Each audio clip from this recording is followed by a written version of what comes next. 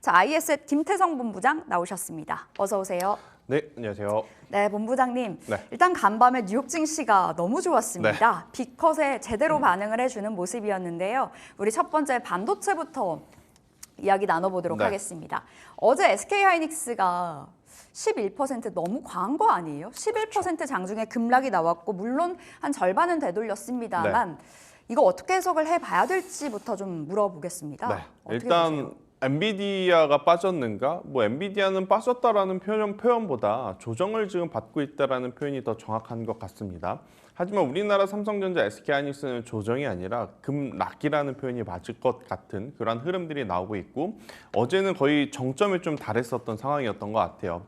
특히나 모건스탠리 쪽에서 이 목표가 하향 리포트가 나오면서 그리고 이제 하향 리포트가 나오기 이틀 전날 이미 그들은 매도를 엄청나게 대량으로 해놓고 매도 리포트가 나왔던 그러한 상황이라 많은 투자자분들의 투심이 갑작스럽게 위축이 될 수밖에 없었던 상황이 아니었나라는 생각이 듭니다. 빅컷 나오고 나서 시장이 바로 반응한 것이 아니죠. 좀 시차가 있었죠. 그 시차가 있는 그 가운데 우리나라 투자자분들 같은 경우에는 굉장히 좀 불안 심리가 강하게 퍼질 수밖에 없었던 어제의 기술주들의 흐름이 아니었나 생각이 들어요. 정말 다행스러운 것은 뭐냐면 일단 1차적으로는 기관의 물량이 이 매도 물량을 받아줬다라는 게 첫 번째. 근데 여기서 우리가 긴장의 끈을 놓치면 안 되는 게 만약 이 매도 물량을 받은 주체가 연기금, 투신이었다면 그렇게 크게 걱정 안 했을 것 같아요. 그런데 이들의 매도 물량을 받은 기관의 주체 다수가 아직까지는 금융투자의 물량이라는 것. 단기 쪽인가요? 그렇죠. 금융투자 같은 경우에는 아무래도 연기금과 투신보다는 조금은 단기적인 성향을 가지고 있는 주체이다 보니 수급의 연속성을 오늘도 보일 수 있을까 혹은 다음 주 오늘 이제 BOJ라든지 미국의 선물옵션 동시 만기가 있기 때문에 수급적으로 굉장히 큰 부담이 되는 상황이긴 하거든요. 오늘 아침에 끝난 미장이 많이 올랐기 때문에 그러니까 이것을 모두 이겨낼 만한 수급이 다음 주 초까지 연속성을 이제 보이는지 여부에 따라서 반도체 IT의 향방이 굉장히 크게 엇갈릴 가능성이 높다라는 의견 한번 들어보도록 하겠습니다. 어느 정도 좀 시간이 필요한 문제인 것 같은데요. SK하이닉스 그럼 어제 15만 원 이탈했던 이 자리가 또 기회 자리였던 것도 맞는 거예요? 지나고 나서 보니까 기회였던 거지. 사실 가지고 계신 입장에서 15만 원 이탈하고 내려갈 때만 하더라도 와 이제 진짜 정리해야 되나? 말아야 되나? 공포감이 그게 달했을 법한 그러한 상황이었기 때문에 일단은 조금은 더 추이를 지켜보자. 하지만 14만 5천 원이라고 하는 이 중요 가격대는 다시 한번 이탈하게 되면 굉장히 위험할 수도 있는 그러한 가격대임을 미리 머릿속에 인지를 해두시고 매매 전략을 짜시는 게 맞지 않을까라는 의견 드리겠습니다. 알겠습니다. 그럼 이 가격대를 좀 잘 기억하면서 손절가라고도 좀 체크를 해볼 수 있겠어요, 그럼? 일단 사실 SK하이닉스에 대한 손절가는 의미가 없는 것 같아요. 그러니까 뭐 많은 매도 리포트의 중요한 포인트는 뭐냐? 디램의 가격이 올라가지 않고 있다. 디램의 가격이 횡보하고 있기 때문에 올해 3분기, 올해 4분기 우리가 생각하는 것보다 실적 가이던스가 굉장히 낮아질 수 있다라는 게 이제 주요 골자거든요. 근데 거꾸로 생각을 해보면 HBM을 뭐로 만들죠? 디램으로 만듭니다. 그런데 HBM이 그렇게 잘 팔린다라고 하고 있고 또 SK하이닉스가 여기서 추가 증설을 하지 않는다면 더 이상 만들어낼 HBM이 없을 만큼 지금 풀캐파가 돌아가고 있는 상황에서 단순히 디램 가격이 올라가지 않기 때문에 실적이 안 나온다? 저는 그것은 참 받아들이기 어려운 팩트가 아닌가라는 생각이 들어요. 그렇기 때문에 지금의 가격은 충분히 밸류 부담이 굉장히 해소가 되어 있는 가격대라 저는 SK하이닉스에 대해서 손절가는 따로 명시드리진 않을 것 같고요. 대신에 이제는 SK하이닉스를 내가 매수했다 그래서 V자 반등이 무조건 나와야 된다라는 욕심은 좀 버리셔야 될 것 같아요. 그래서 시간을 좀 가지고 투자를 하신다라고 했었을 때 지금의 구간은 신규 매수는 언제든지 환영. 대신에 기존에 보유하고 계셨던 분들 같은 경우에는 3분기 실적은 꼭 체크를 하고 가셨으면 좋겠다는 의견 들어보도록 하겠습니다. 3분기 실적 이야기 주셨는데 결국에 반전 카드는 3분기 실적이 될 것인가가 좀 중요한 부분인 것 같아요. 그러니까 숫자가 어느 정도쯤 찍혀야 믿고 갈 수 있을 것 같거든요, 반도체요. 일단 엔비디아가 흔들리기 시작한 가장 중요한 요인은 뭐였냐면 인풋 대비 아웃풋의 효과가 굉장히 적었다라는 거잖아요. 그런데 만약 3분기 실적이 잘 나왔다? 그러면 역시나 기우는 우려였다라고 이제 시장에서는 해석을 할 가능성이 굉장히 높고 또 이제 이러한 것들이 먼저 선반영이 돼서 이미 고점 대비 40% 50% 지금 조정이 나왔단 말이에요.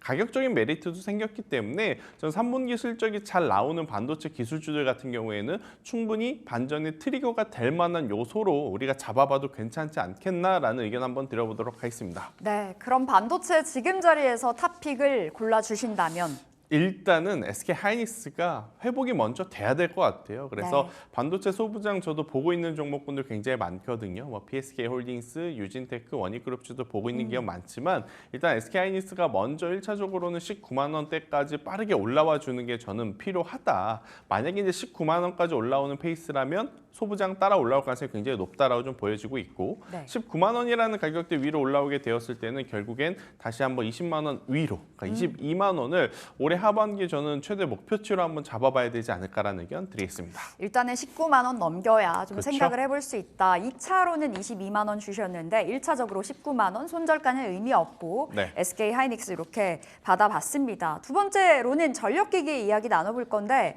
너무 좋아요. 최근에 반도체와 좀 동조화된 흐름을 보여주다가 어제는 정말 다른 행보를 보였잖아요. 지금 뭐 마이크로소프트와 블랙록이 손을 잡고 펀딩하고 있다라는 소식도 있었고요. 이것을 어떻게 좀 해석을 해봐야 될까요? 일단 결국엔 속도의 차이일 뿐 우상향으로 가는 산업임은 틀림없다라고 이제 말씀드리고 싶고요. 제가 지난주 금요일 날 아까 추석 연휴 보내기 직전에 제가 금요일 날 무슨 이야기를 드렸냐면 전력기기를 보시는 분들이라면 네. 지난 금요일 날 불편하실 때 오늘의 종가로 매수를 하는 게 저는 좋다라고 좀 말씀을 드렸거든요. 왜 그랬느냐? 반도체는 펀더멘탈이 좀 흔들리고 있고 센티까지 같이 흔들립니다. 그런데 전력기기 같은 경우에는 지난주 수출 데이터를 통해서 중대소 모두 이제 판매 단가라든지 판매 수량이 굉장히 잘 유지가 되고 있음을 우리가 눈으로 확인을 했기 때문에 흔들리지 않는 펀더멘탈과 센티멘탈까지 겹치게 된다라고 하면 당연히 수급이 들어왔을 때 누굴 먼저 끌어올릴 거냐? 결국 이제 전력기기다라는 거죠. 그렇기 때문에 이 섹터에 대해서는 단기도 좋지만 조금은 더 길게 보셔도 괜찮지 않을까 싶고 재룡전기, 뭐 HD, 현대일렉트릭 네. 벌써 2년 동안 지금 추세가 만들어지고 있는데 저는 더 봐도 될 것 같다라는 의견을 한번 드려보도록 하겠습니다. 업사이드는 여전히 열려 있다라고 그렇죠. 말씀 주셨고 바로 탑픽으로 넘어가 볼까요? 전력기기 오늘도 그럼 종가 매수로 말씀 주실 건가요? 저는 오늘 종가 매수. 네, 종가 매수? 오늘도 여전히 종가 매수를 하셔야 될 것 같고요. 사실 HD 현대일렉트릭이 대장이긴 한데 주가의 상승폭이 좀 부담스럽죠. 그러면 이들을 따라서 움직일 수 있는 LS 일렉트릭을 저는 이제 원픽으로 오늘 좀 말씀드리고 싶고요. 사실 이제 길게 보실 수 있는 분들 혹은 수급 밸류업까지 체크해 보신 분들 같은 경우에는 LS도 좋지만 일단 전력기기 하나만을 놓고 보자면 LS 일렉트릭이 굉장히 매력적일 수 있다는 의견 한번 드려보도록 하겠고요. 손절가는 13만 원, 그리고 만약 추가적으로 상승 시에 목표가는 20만 원을 한번 제시드려보도록 하겠고 여기서 이제 추가 팁을 드리자면 과거에 반도체가 가면 전력기기가 갔고 전력기기가 가면 그 다음에 또 전선주들이 따라 올라갔었다라는 것까지 여러분들이 꼭 한번 인지를 해보셨으면 좋겠다는 의견 드리겠습니다. 알겠습니다. 탑픽으로는 LS 일렉트릭 가격적인 측면에서는 조금 더 낫다라는 말씀 주신 거고요. 목표가 20만 원 잡아보도록 하겠습니다. 자, 그럼 본부장님 오늘장 전략 들어와야 될 텐데 간밤에 뉴욕 좋았잖아요. 오늘 어떻게 바라보세요? 결국에 우리나라 증시의 가장 큰 문제는 외국인의 이탈이 아니었나 생각이 듭니다. 그래서 오늘 이제 시장이 상승함에 따라서 현물 증시에서 어제 대량으로 빠져나간 외국인의 수급의 방향이 다시 한번 우리나라 시장으로 들어오는지 여부가 가장 중요하다. 들어오게 된다면 남은 9월 거래일 동안은 굉장히 좀 편하게 볼 수 있는 그러한 시장이 아닌가라는 의견 한번 드려보도록 하겠고요.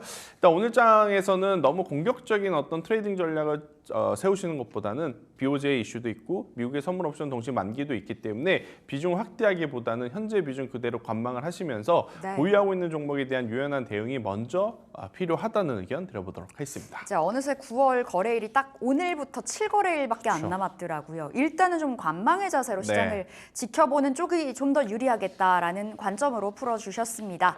자, 오늘 ISET 김태성 본부장 함께했습니다. 말씀 고맙습니다.